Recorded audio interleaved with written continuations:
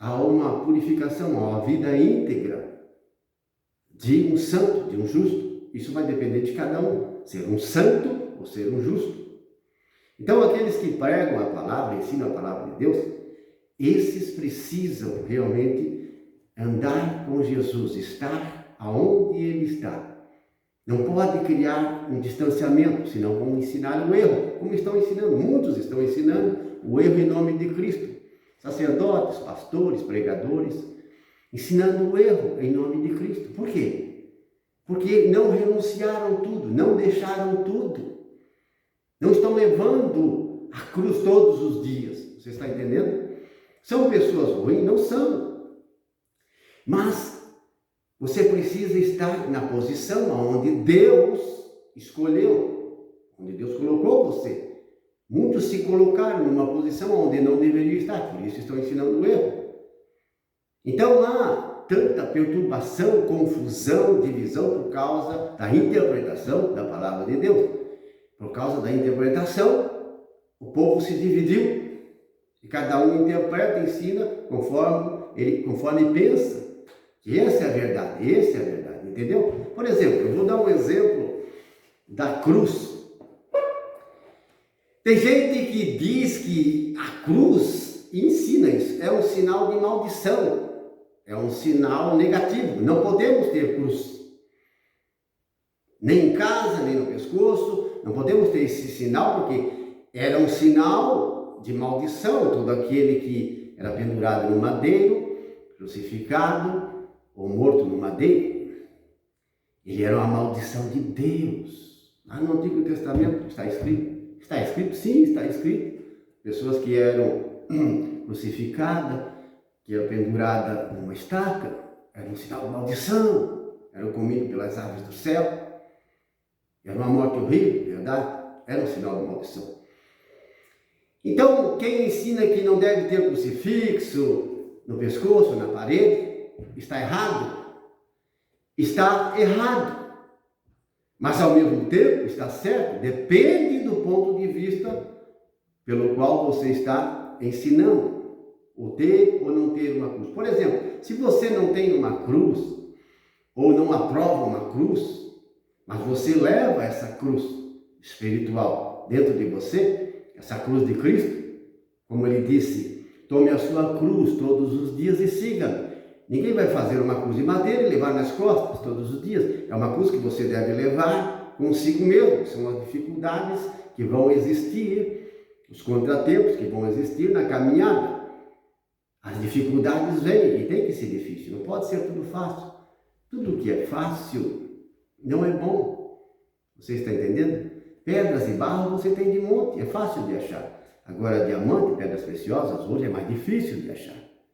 Você está entendendo? É por isso que tem grande valor.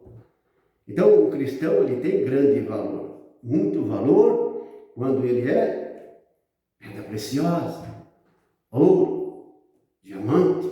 Você está entendendo? Não é barro, não é pedra, não é comum.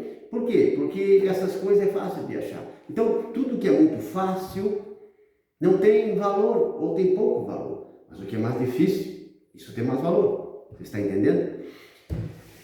E quando se trata de levar essa cruz, pode ser uma preguiça, um sono. Você precisa rezar, acordar cedo, certo? Você precisa fazer certas coisas e é difícil de fazer. Há uma dificuldade, talvez para outro nem tanto, seja outra dificuldade. Mas aquela é a cruz. É difícil. É bom, não é ruim por ser difícil. Então você luta, se esforça para poder combater e vencer aquele sono, aquela preguiça. Você está entendendo? Como, por exemplo, de acordar de madrugada para fazer oração, ler a Bíblia. É fácil, é difícil. É uma cruz. Você está entendendo? E você se esforça, dá os primeiros passos, o Espírito Santo te ajuda, aí você vai crescendo. Certo? É só uma ilustração de um ponto de vista da cruz, mas a cruz significa muito mais, você está entendendo? Mas não quero me ater agora nesse ponto unicamente, mas na questão das traduções, edições da Bíblia, os mistérios e a dificuldade de entender a palavra de Deus. Então, toda a palavra de Deus, a Bíblia Sagrada, ela levou muito tempo, cerca de 1500 anos para estar pronta. A palavra de Deus foi escrita em aramaico, hebraico, grego, antigo, certo? O hebraico antigo não é o mesmo desse hebraico novo. O aramaico, uma língua praticamente extinta. Aí você pega essas traduções já originais e para transcrever elas na língua atual, existe uma dificuldade e sempre vai haver erros nessa transcrição, entende? Por isso não podemos entender a Bíblia de forma literal. Se você fizer isso de forma literal, você vai se perder. Como Pedro falou, deturpam, torcem a palavra de Deus para a sua perdição. Paulo falava do que ele tinha recebido em revelação. Ele subiu, Paulo subiu, ele foi arrebatado da terra, ele não sabe se no corpo ou fora do corpo, até o céu. E lá, Jesus Cristo, o próprio Jesus Cristo deu a ele revelações. Ele teve revelações extraordinárias, sobrenaturais, do entendimento daquilo que ele pregava e ensinava. Foi o que mais trabalhou o apóstolo Paulo. Era o apóstolo, o pregador dos pagãos, dos gentios. Ele entendia muito das Sagradas Escrituras, da Torá, entendia mais do que Pedro, João, os outros apóstolos. Paulo entendia muito, ele era estudado nas Escrituras, a instrução, a Torá, o livro dos profetas, os salmos, ele sabia muito. E quando ele teve um encontro pessoal extraordinário, uma experiência com Deus, a caminho de Damasco, houve aquela transformação, foi batizado no Espírito Santo. Paulo ali nasceu de novo e começou a entender as Escrituras da forma como Jesus ensinava a Pedro, Tiago e João, porque eles estavam pertinho de Jesus. E Jesus disse: a vocês é explicado os mistérios do reino de Deus. Por que ele não explicava aos sábios e entendidos? Explicava aos simples. Por causa da soberba, do orgulho. Você está entendendo? Quando você é sábio, orgulhoso ou entendido aos seus próprios olhos, isso coloca diante de seus olhos um véu e de seus ouvidos um véu. Você não vai entender nada da palavra de Deus, absolutamente nada. Você fica cego e surdo. Mas você tem estudo, tem teologia, filosofia, tem várias faculdades, porém não vai entender a Bíblia Sagrada, porque ela é explicada, ela é ensinada pelo Espírito de Deus. Como eu disse, a Bíblia ela é como um sonho, é um mistério, é um enigma. É complexo entender a Bíblia. E tem muitos e muitos ensinando há muito tempo o erro em nome de Cristo. Por isso, tanta perturbação, divisão e confusão entre os católicos, os cristãos, os pentecostais. Muitos são professores da Bíblia. Você está entendendo? Mas não tem o entendimento, a interpretação correta dos mistérios de Deus. Por quê? Porque não deixaram tudo, não renunciaram tudo. Tem seus pecados de estimação. Você está entendendo? Tem coisas que você precisa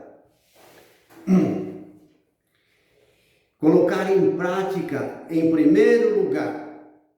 Existe o primeiro, o segundo, o terceiro. Então eles estão fazendo o que a Bíblia diz em sexto, sétimo, oitavo, no B, no C, no D, mas a letra A. A letra A é a letra principal, o número 1 é o principal, para você começar a entender pelo Espírito de Deus as Sagradas Escrituras. Vai saber tudo? De jeito nenhum. O Espírito Santo vai explicar tudo? De jeito nenhum. Ele vai dar a entender a explicação correta daquilo que você precisa aprender. Existem ministérios, existem trabalhos e obras, e é ali que o Espírito de Deus vai instruir você. Você não pode se meter num ministério aonde você não foi chamado. Muita gente deveria sentar no banco, na cadeira, tirar a carteirinha de pastor, tirar a carteirinha de evangelista, rasgar e destruir esse título de pregador e pastor, sacerdote. Não estou generalizando, você está entendendo? Mas estão ensinando eu, porque não cumpre a letra A, o número 1. Correto? Então, meus amados irmãos, a Bíblia é complexa. A cruz com um boneco, por exemplo, a cruz com um boneco, com uma imagem de Jesus Cristo, ali na cruz, está errado? Não, não está errado. Está certo? Mas, no ponto de vista de outros, está errado. Está certo e, ao mesmo tempo, do ponto de vista de outros, está errado. E a cruz? Só a cruz, sem o boneco. Está errado? Está certo? Mas, ao mesmo tempo, pode estar errado, do ponto de vista de outro. Você está entendendo? Então, a cruz com uma imagem não está errado. A cruz sem a imagem também não está errado. E sem a cruz também não está errado. Depende do ponto de vista da onde você está enxergando a situação. Lembra da ilustração que eu dei do pastor e do lobo?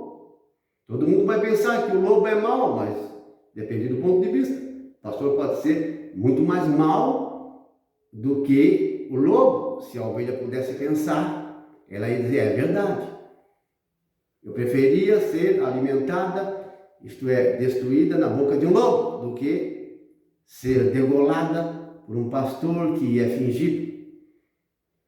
Deu carinho, amor a vida toda, e agora ele diz, você vai entrar na degola. Hoje você vai ser churrasco, carne em nossa panela, em nosso prato. Você está entendendo?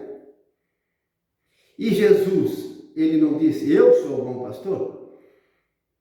Não temos a figura do pastor como uma pessoa real, uma pessoa certa, uma pessoa boa, um protetor, a figura do pastor como uma bênção. Está certo? Está certo, certíssimo. O sentido de proteção, de amor, de cuidado pelas ovelhas. Vai depender do ponto de vista, do seu entendimento, da sua interpretação.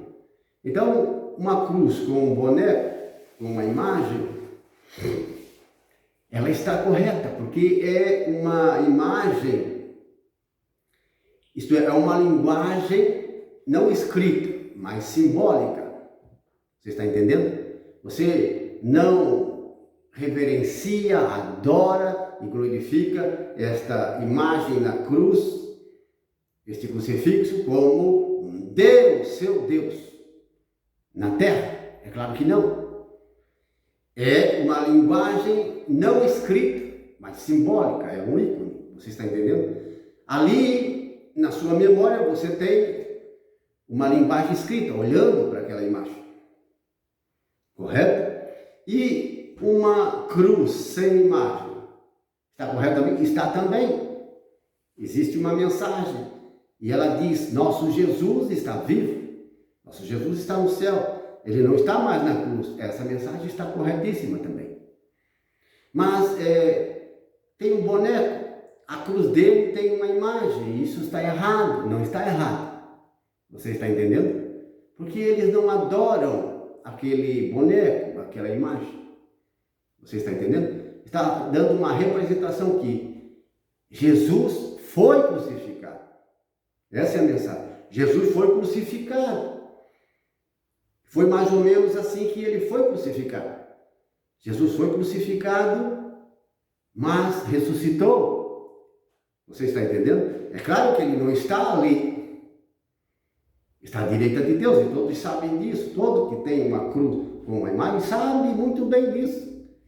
Que está dizendo, a imagem na cruz está falando que Jesus foi crucificado. Foi assim que ele foi. Você está entendendo? É uma mensagem. Mas ela é uma mensagem não verbal. Você está entendendo? É um ícone, uma mensagem através de uma imagem. E aqueles que não aceitam a cruz, estão errados, também estão certos também. Porque, na verdade, não adianta você ter a cruz ou uma cruz com imagem e não levar a cruz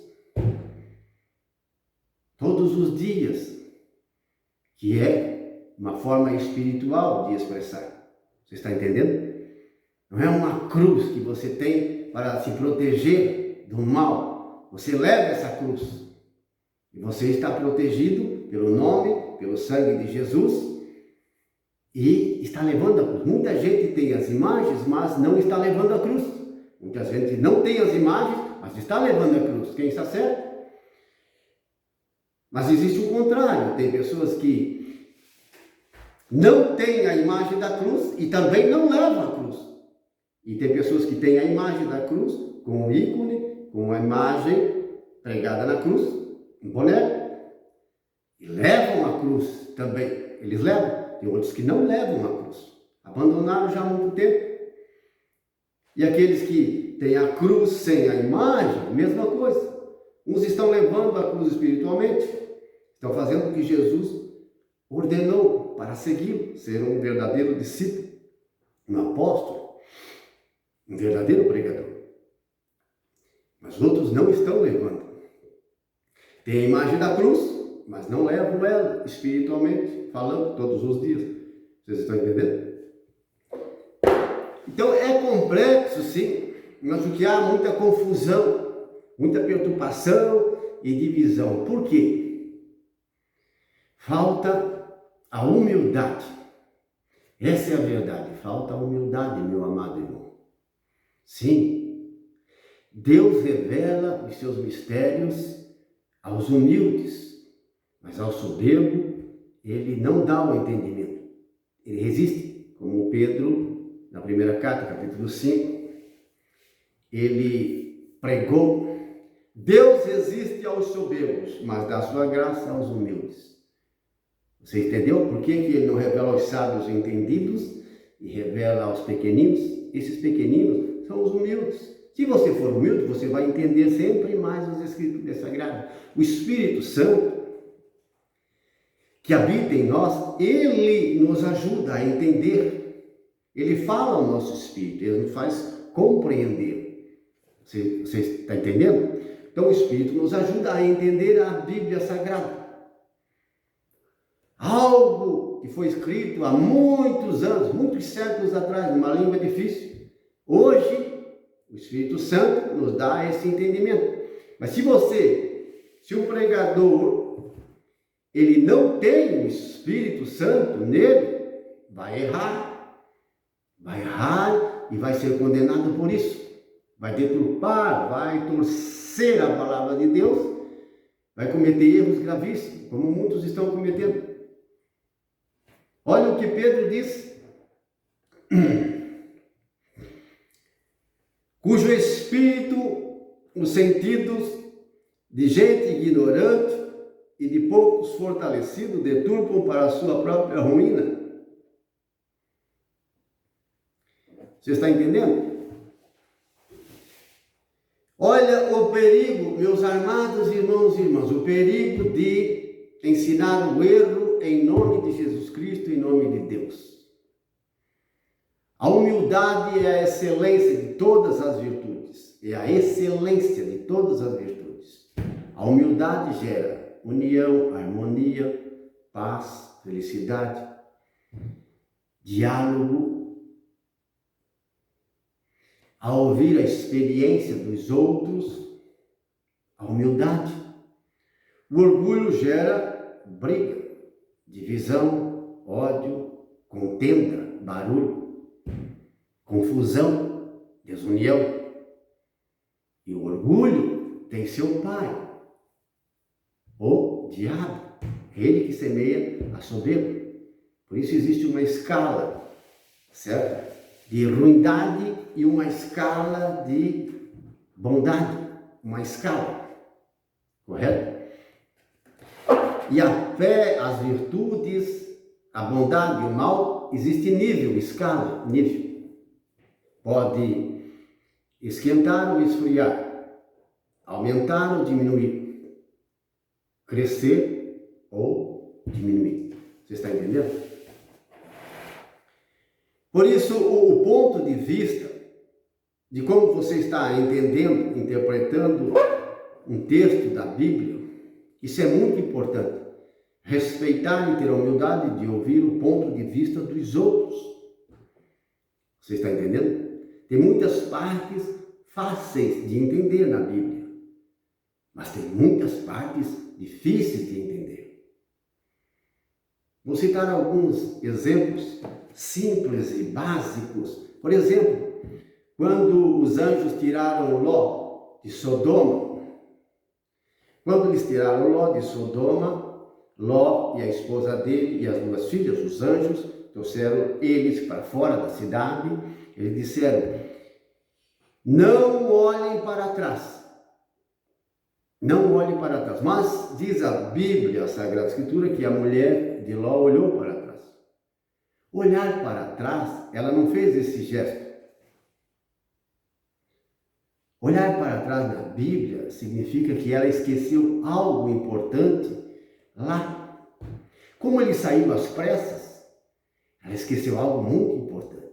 Se fosse nós hoje, talvez ouro, um montão de dinheiro, algumas joias caras, que para nós tinha de grande valor, vai ser destruído, vai ser queimado. Eu preciso buscar essa coisa de valor. Eu tenho que ir lá. Algo muito importante, todos os documentos. Você está entendendo? Então, ela lembrou que esqueceu, porque saiu às pressas, e ela voltou lá. Olhar para trás é voltar lá. Ela voltou. Este é o sentido correto. E você, se tomar de forma literal, vai pensar que é esse gesto. Mas não é esse gesto. Estou interpretando a Bíblia para você. E é o Espírito Santo que está fazendo isso, através de mim. Você está entendendo? Eu não sei tudo. É claro que não. Eu tenho algumas peças do quebra-cabeça, sim. Deus dá para cada ser humano peças de um quebra-cabeça. Mas as peças desse quebra-cabeça que falta para você pode estar comigo. E outras peças que faltam para mim podem estar contigo. Não é verdade? Por isso existia conselhos, e hoje também existem. Os conselheiros são várias pessoas que ajudam na administração de uma empresa, do governo, enfim, de uma escola, de uma igreja. De forma geral, tem que ter os conselheiros e cada um tem suas ideias, seus pensamentos, suas palavras. E todos unidos pode chegar a um consenso mais correto, perfeito, para se colocar em ação. Não uma só pessoa vai pensar que sabe tudo e ditar as coisas como ela sabe, como ela pensa, como ela entende. Vai dar tudo errado, é o que acontece. Você está entendendo? Por que as igrejas se dividem tanto? Por que há tantas divisões dentro dos evangélicos, católicos? Por causa disso. Interpretação errada da Sagrada Escritura. Orgulho, soberbo. É claro. Você está entendendo? Então, a mulher, ela voltou e aí não deu tempo. E o anjo disse, não volte atrás. O anjo quis dizer, em nossa linguagem, interpretando, traduzindo para você, não volte lá. Se você voltar, você vai morrer. Então, não olhe para trás. Jesus, em certo episódio da sua evangelização, falou a mesma coisa para uma pessoa que disse, Senhor, eu te seguirei para onde tu fores. Mas primeiro deixa-me me despedir da minha família. O que Jesus respondeu para ele? Quem põe a mão no arado e olha para trás não é apto para o reino de Deus. O que Jesus quis dizer? Pôr a mão no arado e olhar para trás, é esse gesto? Não, não é esse gesto. É que os parentes, os amigos vão dizer a ele, o que? Você vai seguir esse homem? Você está louco? Você precisa casar, estudar, trabalhar. Esse homem não tem destino. Você vai atrás dele? Você está louco? Se você for, você vai perder a herança. Se você for, você não entra mais dentro de casa. Vai haver umas contradições, umas ameaças da própria família. Você está entendendo? Agora, vai seguir a Jesus Cristo, sabe lá para onde ele vai, como vai ser a sua vida, você não tem futuro. As pessoas lá vão colocar o quê? Uma contradição, e ele vai ficar pensando, é mesmo, se eu seguir esse homem, eu posso perder a herança, meu pai não vai me deixar entrar mais em casa, e acaba desistindo.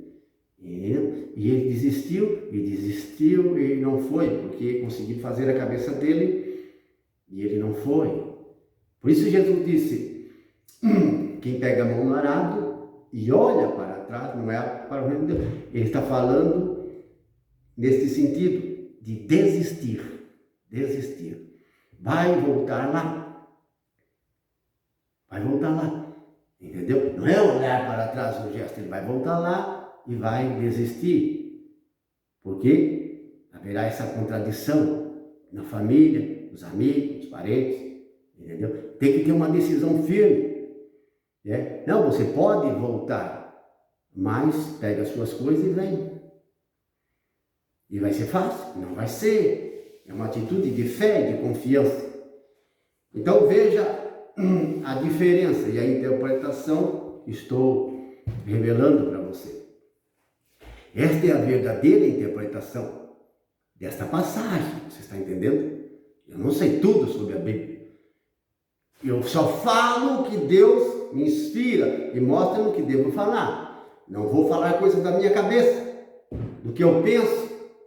Você está entendendo? Eu tenho comunhão com Deus e ouço o Espírito de Deus.